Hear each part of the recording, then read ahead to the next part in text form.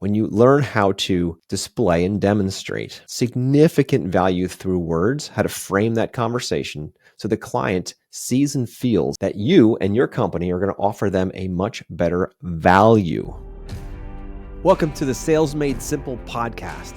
This podcast is dedicated to helping overwhelmed outdoor living professionals, landscapers, and hardscapers just like you increase your closing rate to over 75% without doubling your workload so you can build a seven-figure business that doesn't need you. I'm your host, Joshua Gillow. Let's dig in.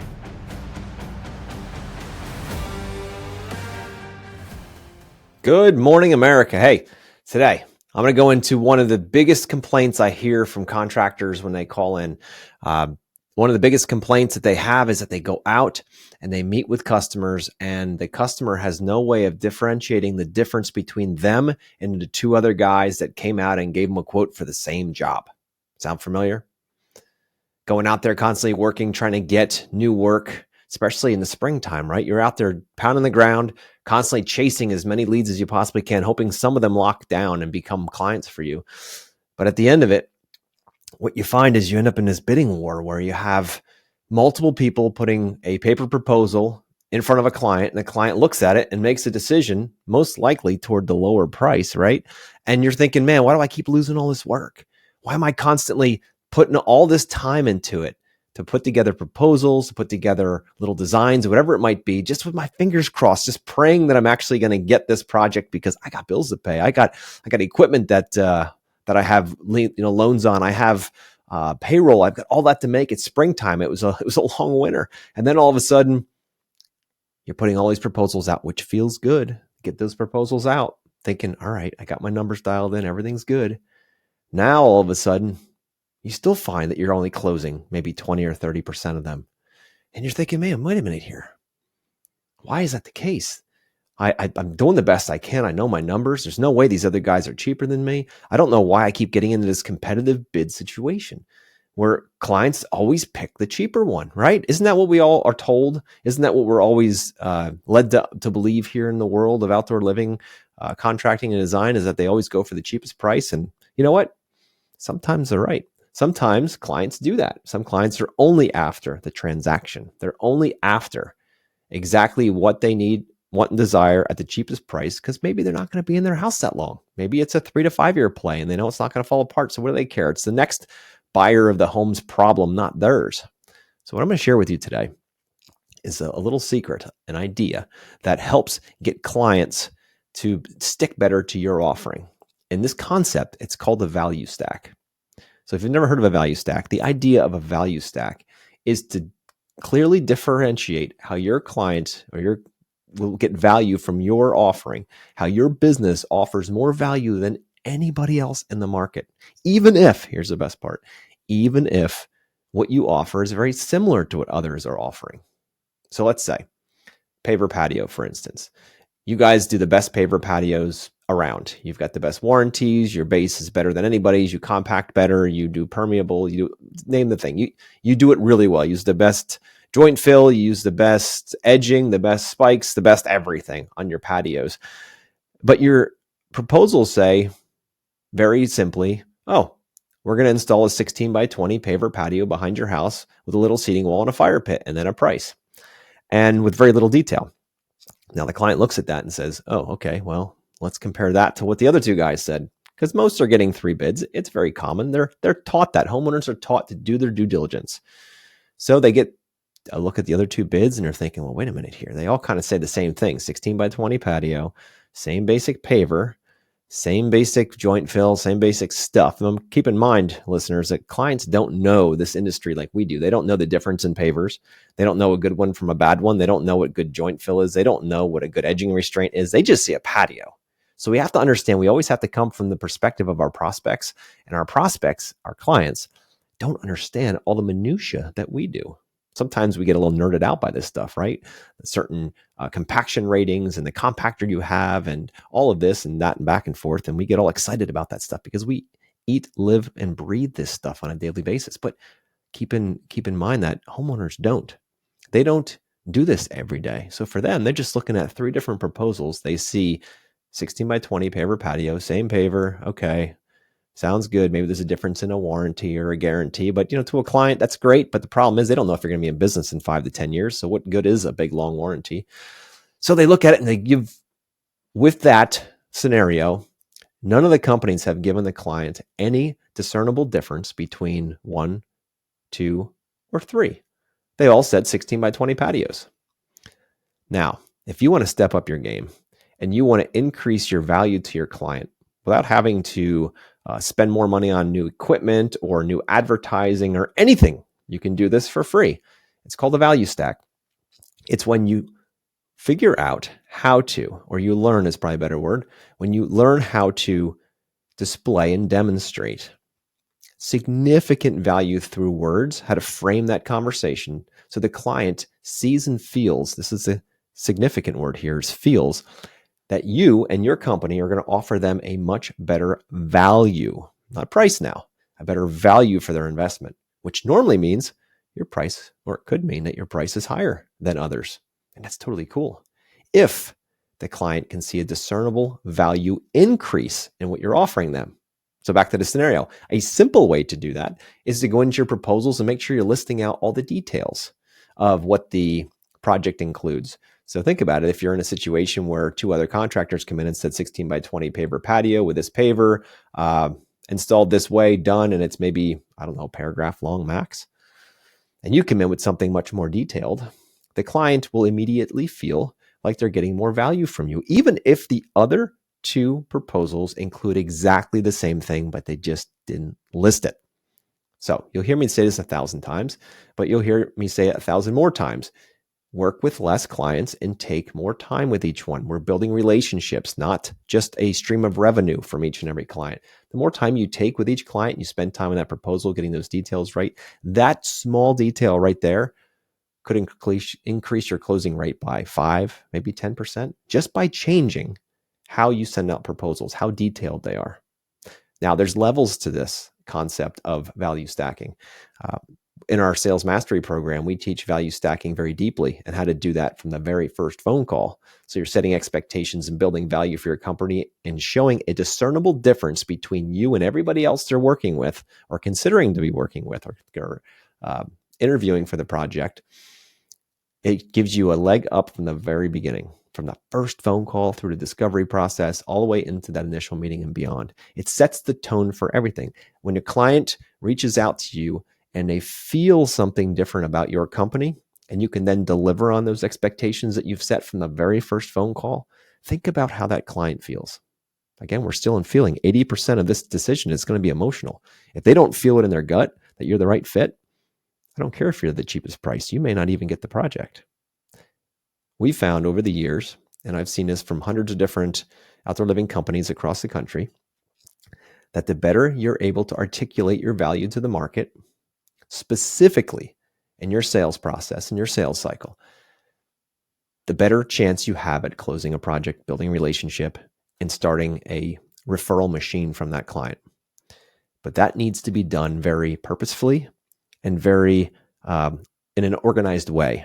It can't be something you just kind of throw in there. So to my original point, if you were to just increase the amount of description you have in your proposals, you can do that, and that's a simple lift. But if you want to take it from 20, 30% to 40, 50, 60% or more in your closing rate, you will need to systemize what you're doing so you can get consistent results each and every time you meet with a client. And this system will automatically bake in, at least our sales mastery process does, bake in all of these value stacks from the very beginning. So that client knows when they talk to you on the phone, they talk to your team on the phone, they already know there's something different about these guys. And that's something different. I have a feeling I'm probably going to pay a little more for it, but I'm okay with that because I feel that they're going to take care of some issues and problems that I'm really, this is client thinking, of course, thinking deep down, even subconsciously, some of the problems that they might run into with a project, and they're not even aware of them yet, right? They're not even aware of these problems that might come up. And these guys are already telling me through their value stack that I don't have to worry about all that stuff. Things like going over budget, things like what a design fee might look like. So many times contractors like to surprise clients with that stuff, specifically around design fees. A lot of them are just scared to have that conversation on the phone. They're afraid they're going to get rejected by a customer, or a customer is going to tell them no, especially in the springtime when we're trying to fill our books, fill our pipeline. So it's just easier to run out and be like, all right, well, if it doesn't need a design, I'll just bring it up on site. And the next thing you know, you're out there, everything's going really well with your customer. And you say, okay, well, to get started on this project, it's going to cost us 500, 1,000, 5,000, whatever it is, doesn't matter, for the design. And your clients just change. You see the fear go into their eyes. They just don't know what to do next. They didn't even know you're going to charge for the design. And then all of a sudden you're like, oh crap. Don't they just know that? Of course, I'm not going to design for free. That's crazy talk. Why would I spend all the time it takes to do a really good detailed design for a client, all when I don't know what they're actually going to, if they're going to hire me or not? Why would I do that? That's what you're thinking. But for them, they're thinking, well, I didn't expect that. It's all about expectations, listeners. If we can set those expectations early in the relationship, everything goes smoother. You've heard me talk about the idea that objections that come up during a sales cycle, specifically when it comes to price or it comes to time frame, I got to talk to my cat, or I got to talk to my wife, I got to talk to that. All of those things are objections that started way earlier than when they actually happen. They don't just pop up in the moment. That uncertainty has been brewing in that customer since day one. And if we don't hit that early, if we don't address those things early, we're just planting time bombs waiting to go off in our sales process, which eventually means the project doesn't go through. And that's why our industry has such a low close rate.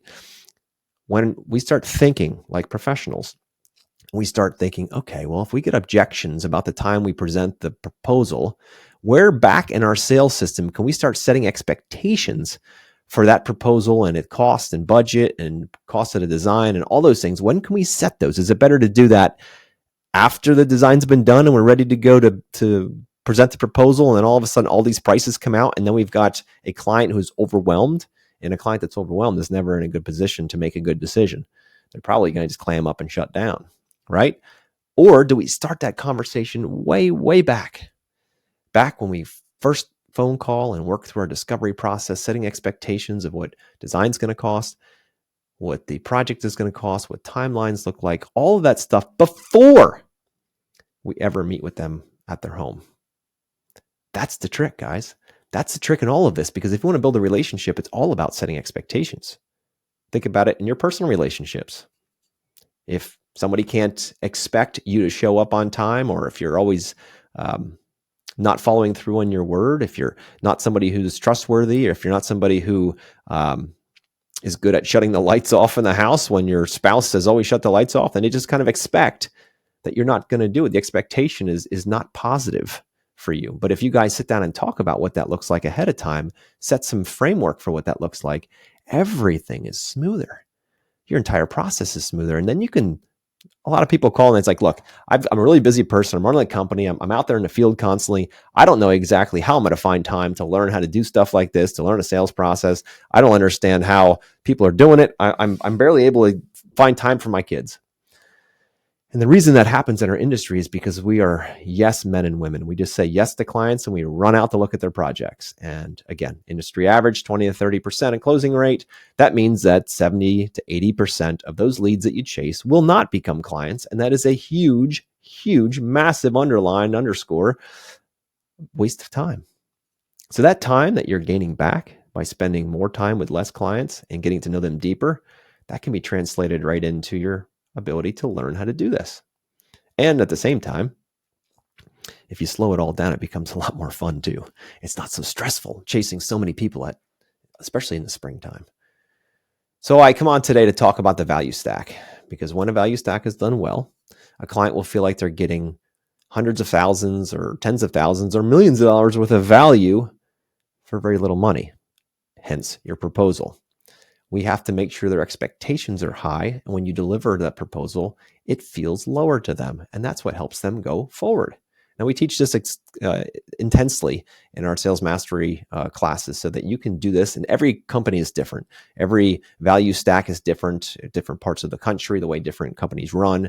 So we help you actually handcraft that so that not every company sounds the same. There are a lot of similarities, but it has to be from your verbiage, from your narrative, from your way that you speak, so you can speak into the market.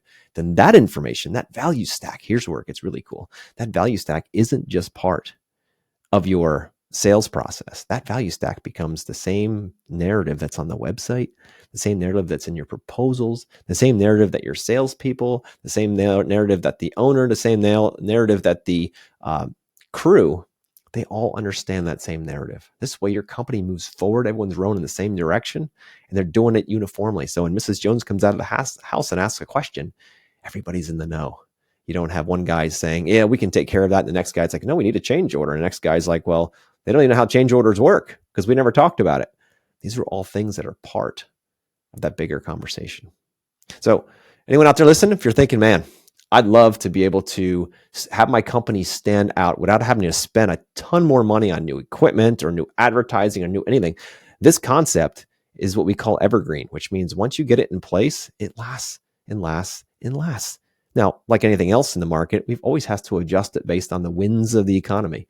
But as long as we keep our thumb on the pulse of our clients, and what I mean by that is to understand what they truly need, want, and desire, not what we think they do, by having good conversations, by building those relationships, we can then get a good sense of when that client, consumer sentiment zigs, we have to zig with it. Instead of zagging the wrong way and ended up spending a lot of money on marketing to a message that nobody wants to hear. Because sometimes it's the right message at the wrong time. So if we have our thumb on the pulse of each client as we're working forward, meeting with less clients, but going deeper with them, we can now manage and grow our companies much more purposeful. And the way we do that and differentiate is through a great value stack. So that client looks at your proposal, they look at your company when they're making their decision and say, you know what, they're more money, they're 10 or 20% higher, but man, they're going to take care of everything for me. And here's the cool part, guys. I'll say it again. The other two companies can be doing exactly what you're doing, but they're not talking about it. They're not bringing it up. They're not demonstrating that to the customer. And the customer does not consider that when they're making a decision because they don't know. Company B and company C never talked about it, but your company did.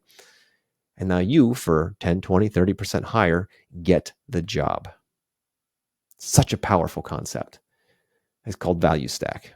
So if you want to learn about how to create a value stack for your company and how to get a sales system in place to set expectations early in your process so you don't have to deal with those crazy objections of, I got to think about it, that's too much money, or I can't believe that's how much a backyard costs, this is ridiculous, reach out to me. Book a call. It's in the show notes. Book a call with me. We'll talk through the structure you have in place now, how it can be improved, and to show you how a proper sales system put in place and run each and every day is going to make your job so much better. You'll be so much more effective out there in the market. And you know what?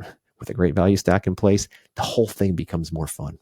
So guys, book a call. Let's chat. Let's get this behind you so you can grow your business and serve more people.